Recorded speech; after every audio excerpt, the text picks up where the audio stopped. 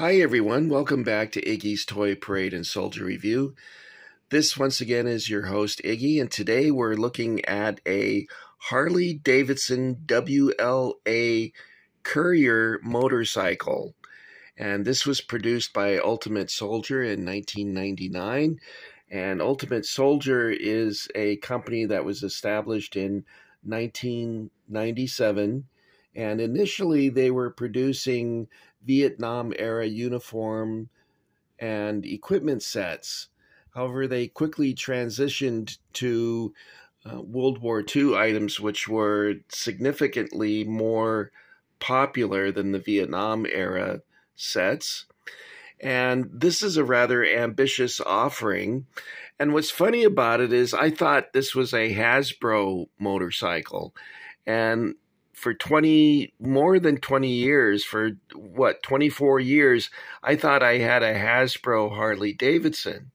And when I took it out of the package, I took it out of the package, 24 years ago. And I somehow forgot that it was Ultimate Soldier and only discovered it when I took it out of storage a couple days ago. And I was looking at it and I go, wait a minute, something doesn't seem right here. And I was looking at his face and I go, that's not a G.I. Joe. That's not even one of the new G.I. Joes. And I started looking more at little details of the bike, and then I pulled the Thompson M1A1 submachine gun out of its holster here on the side, and it said 21st Century Toys. Can you see it? There you go, 21st Century Toys. And I go, oh my gosh, all these years I've thought I had a Hasbro motorcycle. The uniform is quite different than the Hasbro version. The Hasbro version, he's wearing brown riding boots, I guess, and he has a khaki uniform with a tie, and he's wearing what looks like a flight helmet. And the goggles are different also. What's cool about this one is I really like the helmet on this. It's sort of, you can feel that it's sort of textured paint. So it's a pretty cool M1 steel pot, and he's got the goggles there. Now, Ultimate Soldier also produced a Steve McQueen version of this, and he's wearing the sweatshirt with the cut-off sleeves, and just like in the movie. However, the figure I don't think looks too much like Steve McQueen. I mean, a little bit, but Steve McQueen made the motorcycle famous in The Great Escape, and that sequence where he jumps over the barbed wire fences and almost gets away before the Germans caught him. I think in the movie only 3 guys get away. The one that was on a bicycle and 2 that were in a rowboat. And all the ones who were on a train or buses, they all got caught. I remember David McCallum, who starred in The Man from U.N.C.L.E., was in The Great Escape, and he was trying to take a train and he got shot and killed. In the movie, they shot most of them. Steve McQueen was captured. Why am I going off on The Great Escape? Oh, because of the motorcycle. Now, the civilian version of this bike was quite similar. They only added a few features, such as an ammo box, a holster for the submachine gun. They changed the headlamp, although this does not show that. But the headlamp would have had like a slit. Instead of this open light like this, it would have a slit to reduce the amount of light coming out so that at night it didn't have such a large signature. And they would do that to all their Jeeps and trucks and any vehicles that would travel on roads at night. And it had leather bags for the messages. And now this is my fourth attempt to make this video, and I'm not sure what information I covered, but Harley Davidson made approximately 88,000 motorcycles for the war effort. They also made motorcycles during World War I because the company was established in 1903, and they were headquartered in Milwaukee, Wisconsin, and so was the Indian Motorcycle Corporation, and they also produced motorcycles for the war effort. About roughly 38,000 motorcycles Indian produced. And what I like about Indian is my dad actually owned one in 1940. And he met my mom, and my mom got really nervous when my dad hit a patch of ice on a bridge. And because you know how bridges freeze over quicker than the solid ground. And my dad crashed, and it was pretty serious. And my mom got scared and said, "You need to get rid of that thing." And my grandma concurred. So my dad, he didn't drive the motorcycle anymore. He took a streetcar to work. But the Indian 841 was produced by the Indian Corporation for the Army. They also supplied Harley Davidsons to the Russians, the Brits, the Free French, basically to the Allies. They were providing motorcycles, and they were used for scouting purposes and also for courier duty. And this particular one here represents a courier. Now, I have a photograph of Harley Davidson WLAs, which you see here, and you can see they're all holding the Thompson submachine gun. For some reason, this impresses me as being a pre-war photograph, but I don't know why I think that. But let's go over here. I love this, by the way. I want one of these. Oh, and remember I was talking to you about the slit in the light. Here's one on this German one that you can see that they've done that also. That's a Zundap, I guess they call that. A Zundap?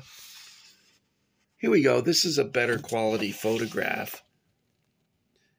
And the Hasbro figure looks more like this guy. See, they've got what looks like a flight helmet, an early flight helmet, which was made of leather. And if you have and they have boots like this as opposed to ankle boots with leggings. So there is some differences there. And you can see quite clearly the holster. Now let's take a closer look at the motorcycle itself here by 21st Century Toys. By the way, the book I'm referencing is, so that in case you want to reference it, is the Illustrated Encyclopedia of Military Vehicles. And I can't read who. Ian Hogg, Hogg. He's written quite a number of books on military subjects. So let's take a closer look at our motorcycle. And when you have this on your shelf, when I lived in California, I had this on a shelf in a walk-in closet. It's pretty impressive. His goggles are kind of crooked there. I tried putting the goggles on his face, and it just didn't work. So I gave up on that. Now, he's wearing the wrong ammunition belt. This belt would be for a BAR, Browning automatic rifle, as opposed to a Thompson. And you can see that immediately because you can see the size. And then when you look at the magazine on this, you can see that it's quite a bit longer than that. So that's definitely for a bar. Not where you guys drink. A different kind of bar. What is this? Oh, these did not have electric start in those days, and you had to kick start it. And I watched a video of a fellow who owned a vintage Harley Davidson WLA, and it looked exactly like this in every detail. And it took him 5 kicks to get the motor to start. But, you know, that could be because it's just an original bike and it's elderly. It takes, for me to get started in the morning, I have to be kicked 5 times and slapped. I'm just kidding. I don't live with anyone, so that would be kind of weird. Anyway, now when this was in the box, it had these wires to hold his hands to the grip, and I noticed that without these wires, his hands come off rather easily. And you can see he's got them on his legs. He may have had them on his feet too, but I don't remember. Okay, guys, this is the Harley Davidson WLA, produced by Harley Davidson in Milwaukee, Wisconsin, for the war effort, 88,000 models being produced. And this model by Ultimate Soldier came out in 1999. And that's all I've got for you today, guys. I want to thank you for your support, and I thank you for joining the Iggy Army for those of you who have subscribed. And I want to thank you for getting Iggy with it. So, I think that's it for me. I think I'm going to hop on a Harley and ride. By the way, I don't know how to ride a motorcycle. I think I would be a little intimidated. I think Cowboy Carl had a Harley. I remember going, the 100th Pennsylvania had a Christmas party at his house, and I was amazed at all the stuff that Carl had. And I think he had a Harley in the garage. How did I get off on that? Oh, I was saying I was going to ride off into the distance. I don't know how to ride a motorcycle. I'd probably fall over like Pee Wee Herman when he took off on a Harley in Pee Wee's Big Adventure and goes right into a roadside billboard as all the bikers are watching him, and they're like, oh my God. Anyway, do you guys remember that movie? I guess that's sort of a uniquely American movie that was kind of corny, but I enjoyed it. Anyway, that's it. I've talked enough. Iggy talks too much. I used to get in trouble in high school for talking. I bet you're not surprised.